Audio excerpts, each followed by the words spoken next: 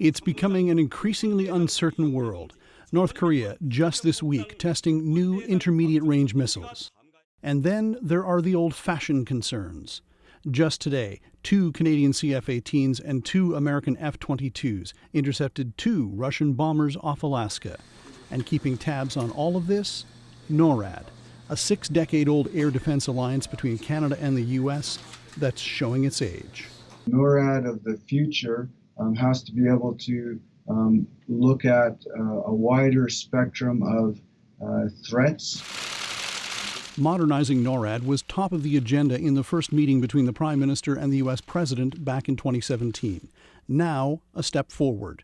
Defense sources in Ottawa tell CBC News Canadian and U.S. military leaders have an agreement on what the new NORAD should look like, proposals that are now working their way up to both governments.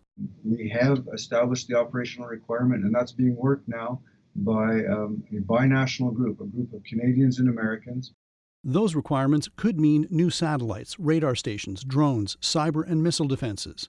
All of that is extraordinarily expensive, $11 billion by some estimates. 40% of that bill belongs to Canada.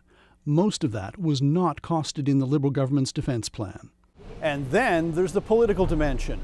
After the ordeal of renegotiating NAFTA, some question whether Canada wants to negotiate the finer points of NORAD with Donald Trump in the White House.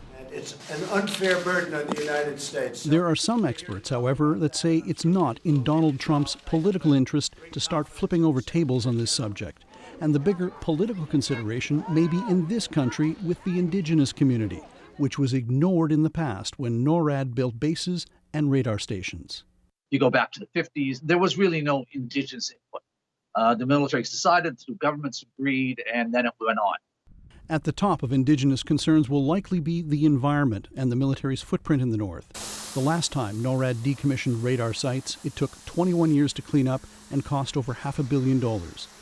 Marie Brewster, CBC News, Ottawa.